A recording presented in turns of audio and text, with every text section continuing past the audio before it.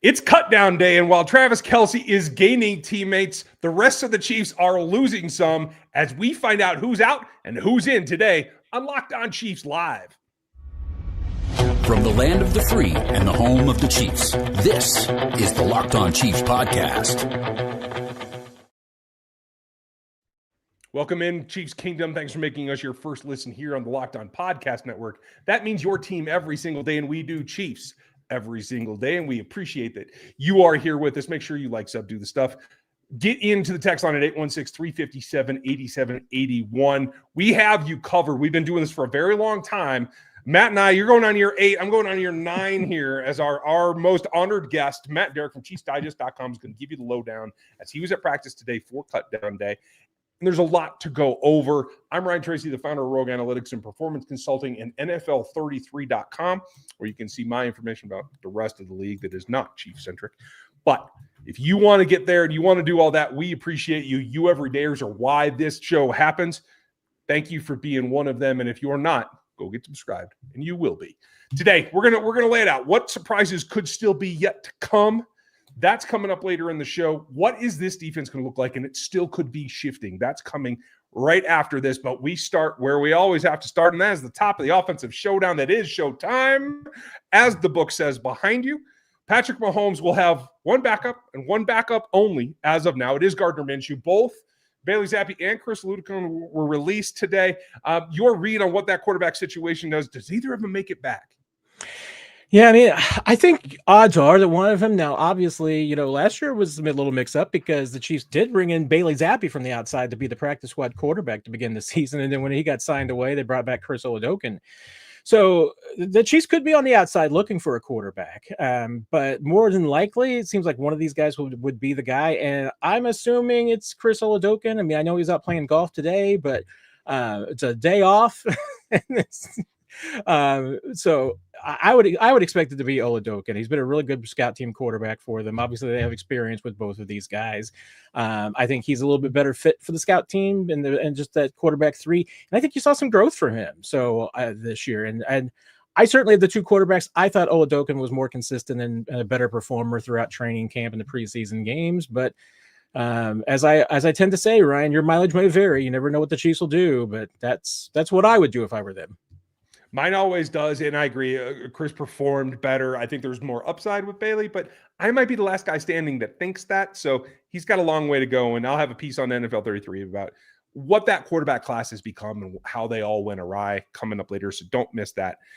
Matt, a couple of other moves. We don't have the official roster yet. We don't know all the transactions as this point when we start this live stream. We might by the end of it. We don't know, but anything shocking to you? Godric goes and could be back as the 17 practice squad player, just one that stands out. Anything else that really caught you or you think is significant?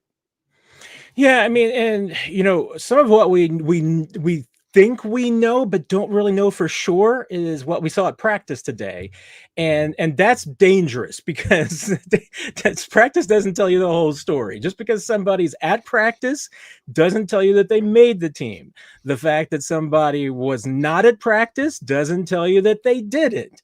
But there were right around 53 players on the practice field today. And, really the biggest surprise to me was that you saw both. Well, I guess you could include all 3, although I thought Tyquan Thornton was 100% to make this roster anyway. Absolutely. But you include Nico Remigio and Jason Brownlee were both out there. Now with the injury, with the knee tendonitis for Jalen Royals, maybe the Chiefs are doing some things that are a little precautionary. You never know. And keeping somebody until 2:59 p.m. and keeping them around and in the building, not a bad idea. So there could always be some mixed signals and everything. But also didn't see a couple of vets, Juju Smith-Schuster and Mike Pennell. That also doesn't necessarily mean anything, but it's at least something to keep your eye on. I will just say that, I think you're going to see a couple of surprises based on what I saw at practice today. I think you're going to see a couple of surprises with the 53, but when you see everything that the Chiefs do, I think it's going to make sense. Okay, I'm looking forward to that. I know you're sworn to secrecy by the team, so we'll let that out when we can let that out.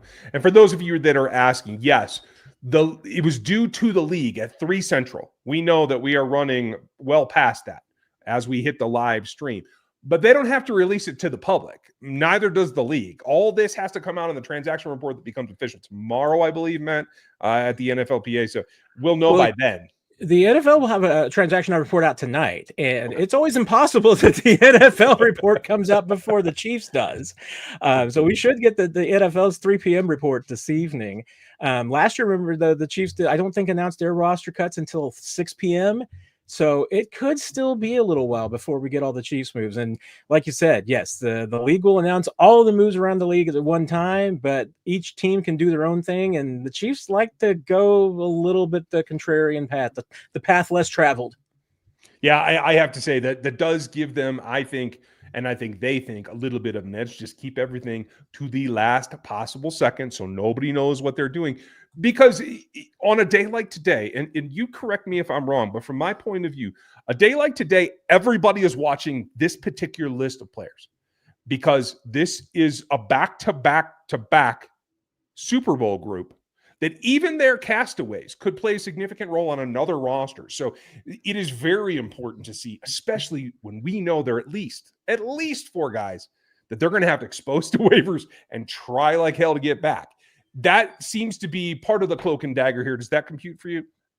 Yeah, I mean, it does. I mean, there's certainly a couple of players that we know about earlier today that's been told that they were being waived and let go from the team, that the Chiefs are probably crossing their fingers on a little bit, hoping that they'll come back. Cam Jones, I'm not sure that they have any hope that they're getting Cam Jones back. I think they just decided that they were going to go with a certain 6 linebackers, and Cooper McDonald was the guy that they wanted to keep and hold on to. And we're willing to take their chance with Cam Jones. I don't think Cam Jones is clearing waivers. If for no other reason than a big fan of his is Mike Borgonzi in Tennessee.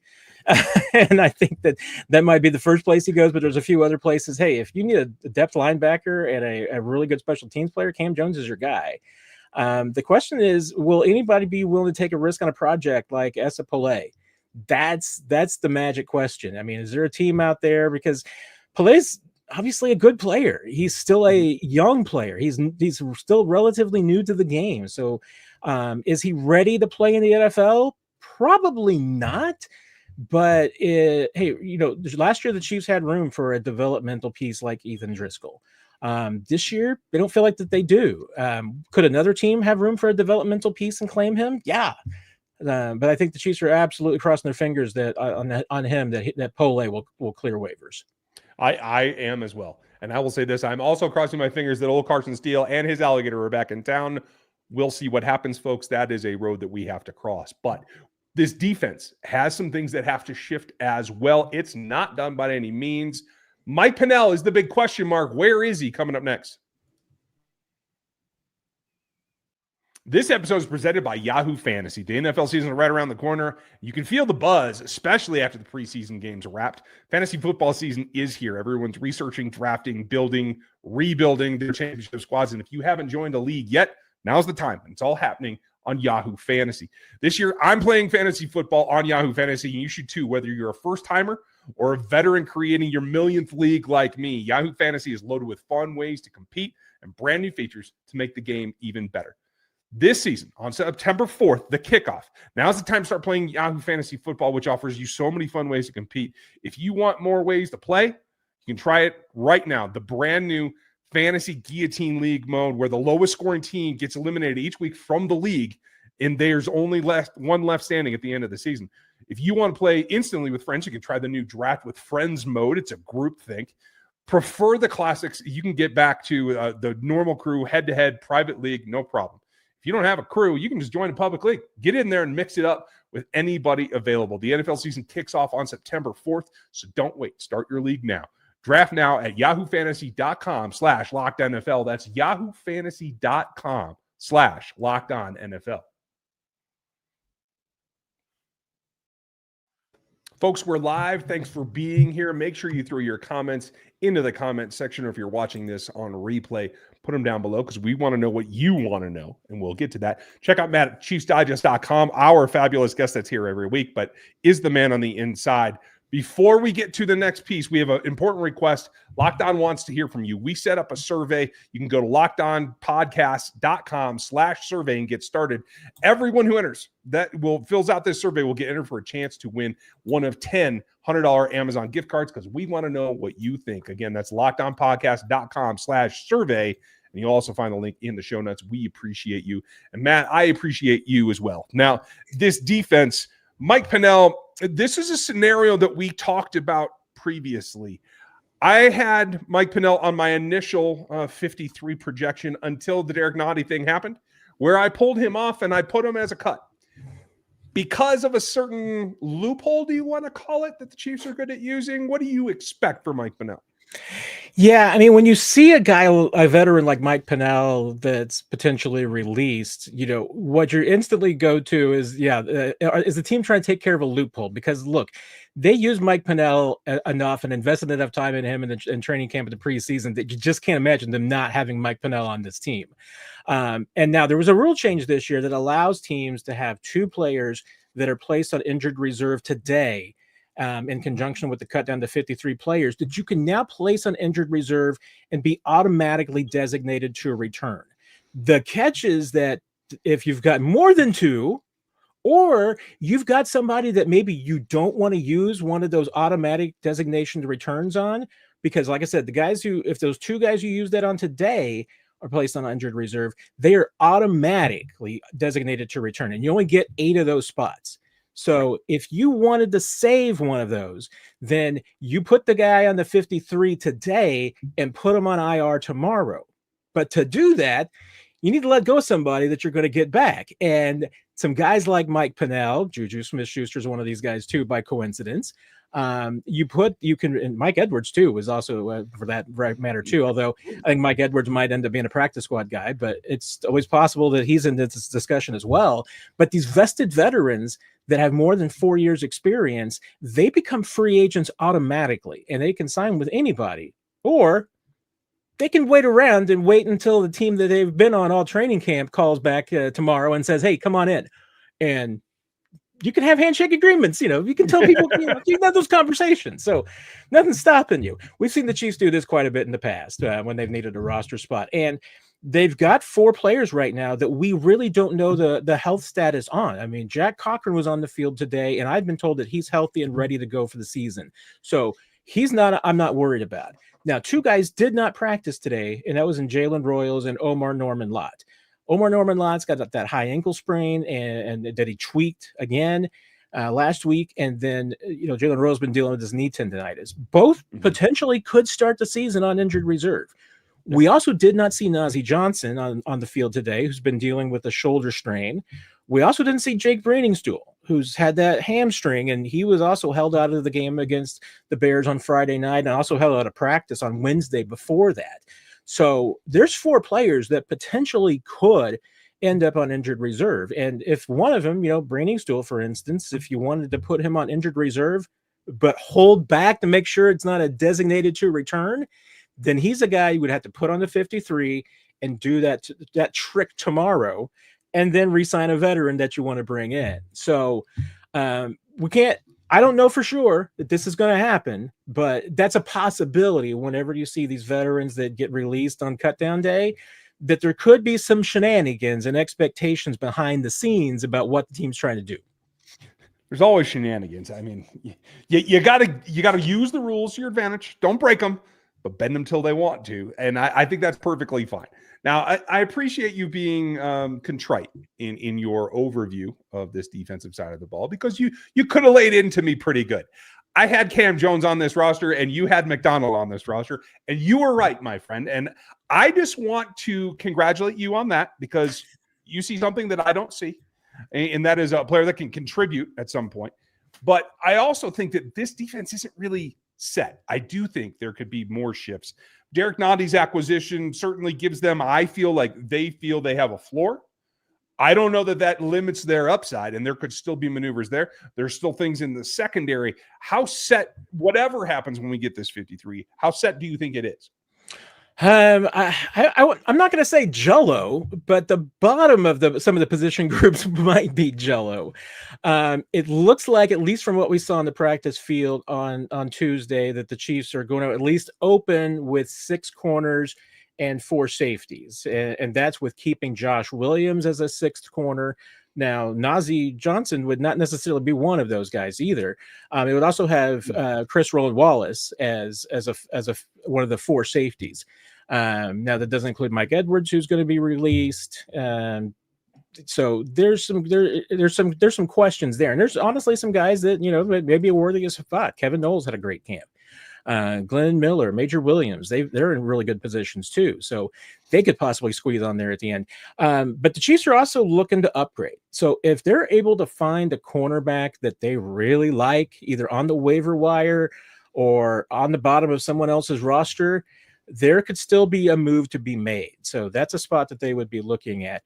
I'm not sold that they're completely done at defensive tackle either. So they could be looking to upgrade there as well, just to get some more depth. I mean, they've got a kind of a situation right now where you could see them going into the season with a rotation of Mike Pennell, Derek Nottie, and Omar Norman Lott at that, one tech at that nose tackle next to Chris Jones.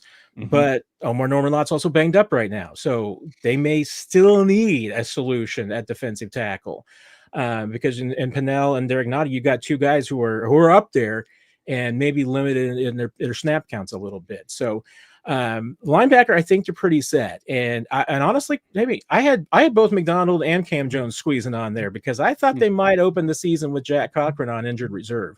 But the good news for the Chiefs, at least, and for Jack Cochran, is that they don't think that knee bone bruise is going to hamper him going into the season. Like I said, he was on the field today, so he looks to be ready to go. McDonald, yeah, I liked him because I've just seen him completely and totally make tackles. I've also seen him cover in pass situations, so I think there's a lot to like there. He's got 2 things going for him, Ryan, that I think are just innate. It may not be necessarily a skill that shows up in the athleticism, but he's got a nose for the football, and he just seems to make tackles. So he played a lot of snaps, but he was number 2 on the team in tackles behind Jeff Bassa during the preseason. And that was consistent with what we saw in training camp. And, he had some interceptions, including a really athletic interception up in training camp. Yeah, he's got good length, and I think that'll aid him as he continues to develop. And when he gets on the field on the defensive side, I don't know if that's going to be soon or not, but he's got tools to make an impact. And that's really what you're betting on at that point. There's also other bets that you can take, and we do have somebody who's going to help you with that just here in a second. But I want to say this, there are surprises still ahead. This secondary is not the secondary we're going to see come week 2. I am convinced of that. What are the surprises and the other things that we could see coming up next? The NFL season is on us, and FanDuel is making sure that you're getting ready for kickoff with a can't-miss offer. Right now, new customers can bet just $5, and if that bet wins, you get $300 in bonus bets to use across the app.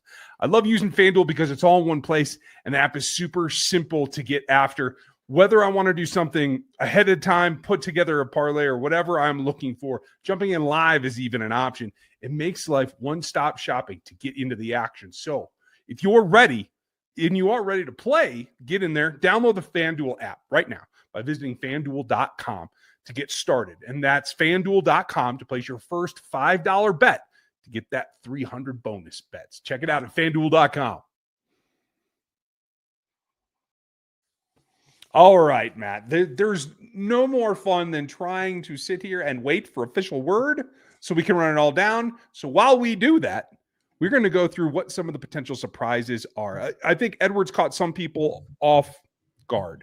I had Mike going to the practice squad to kind of assume that Deion Bush role. But while he's out, it leaves you an opportunity. And it's not to be disloyal to Mike, but if there's a chance, as you said, to upgrade, that's something the team needs to look at. I have 2 names for you. One being Jalen Mills, who was also released, a veteran that you don't have to worry about waivers on, as well as Tony Jefferson, who's played in this division and the Chiefs know pretty well. I'm looking specifically at free safety reps and capability. And is that something that you think this team needs to go scour? And are either of those 2 players in particular somebody they should be looking at? I think they are. And here's going to be the tricky thing about, what the Chiefs are looking for at safety, because one is that they're really happy with their top three. So anybody who comes in here is going to have to understand they're not going to be considered a starter. They're going to have to play behind Shamari Connor, Brian Cook, and Jaden Hicks. They would have to be in a backup role. So that's kind of one thing that they would have to be happy with.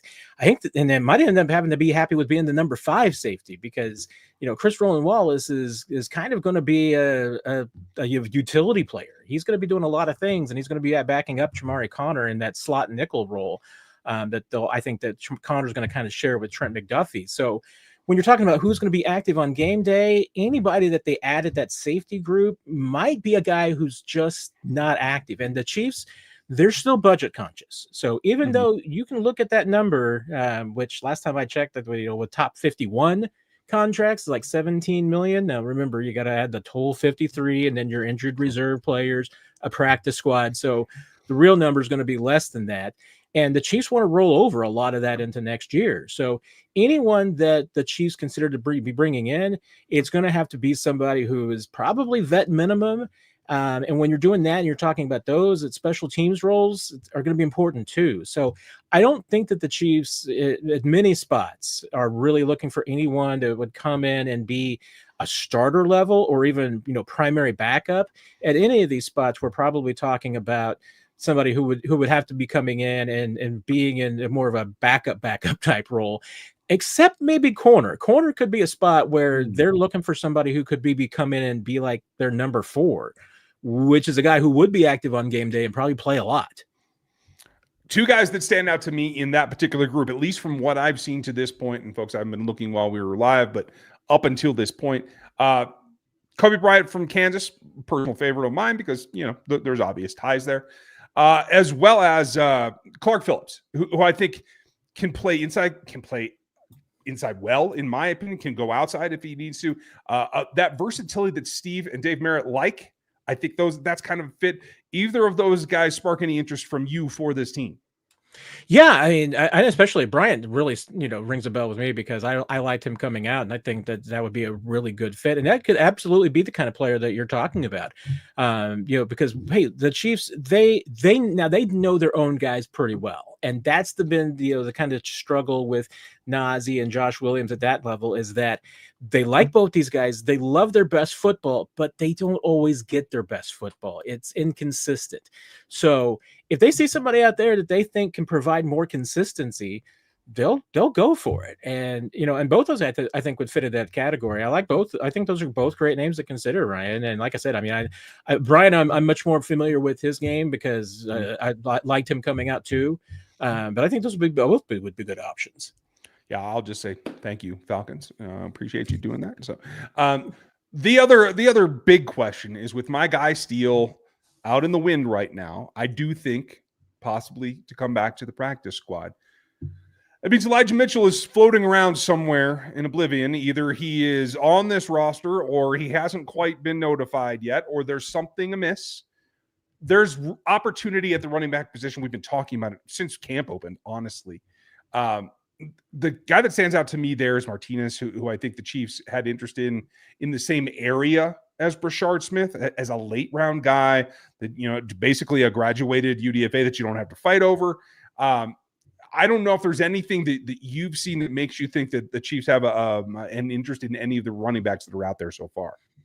I mean, running back is one of the top 3 spots where they would like to get an upgrade in that last spot. And I mean, I wouldn't be surprised if Elijah Mitchell did make this team as a placeholder. I'm not still completely sold that the Chiefs are happy with that spot. I think they would like an upgrade. But could he still make this team as, just, hey, it's good enough for now? Yes. But let's face it. I mean, I don't think the Chiefs either in training camp or in the preseason games necessarily saw the explosion that they wanted to see from Elijah Mitchell.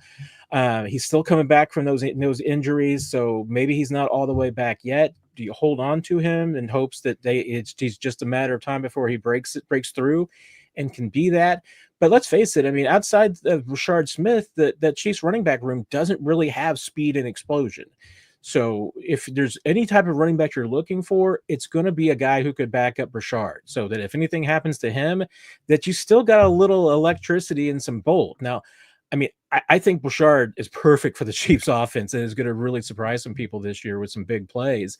I'm not saying he's going to be like 1,000-yard back or anything, and he's going to be a backup for now, but there's some interesting things that he can do. Is there another player out there of that caliber or close to it? I mean, that's what the Chiefs are trying to comb through right now and see if there is somebody overlooked, athletic, with a lot of speed that you could pair with Rashard Smith. But hey, that's also like there's 31 other NFL teams that are usually looking for the same thing. So finding that is hard. That's the problem with the waiver wire, because the guy that comes to mind for me, I've mentioned before, is Donovan Edwards with the Jets, formerly in Michigan, has the home run ability that I'm looking for.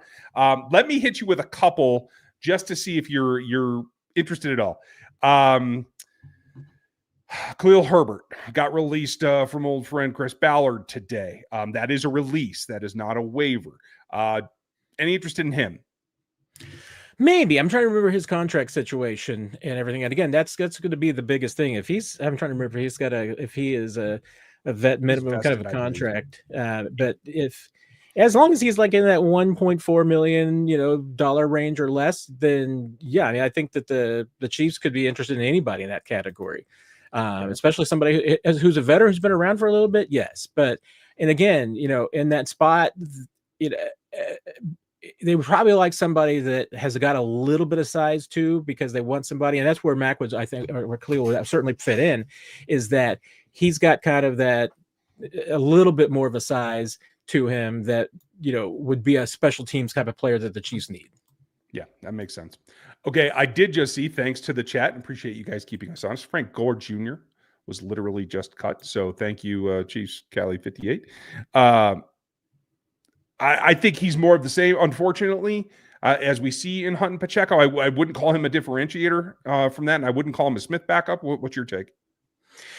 Yeah, I mean, an interesting possibility, and I liked his game and everything like that. I think that coming out of the draft, I'm not sure the Chiefs were completely enamored, so I don't know if they feel that he's a perfect fit. But once again, I mean, kick the tires and see what you like there, and bring the guy in for a visit. I like this is a waiver claim that would have to go through, and I don't know that it would even get to where the Chiefs are, but I like it, and I think a lot of K-State fans would like it. Juju Brents is actually waived, right? I mean, I know you liked him. I did too. Like, he fits the Spag scheme, in my opinion.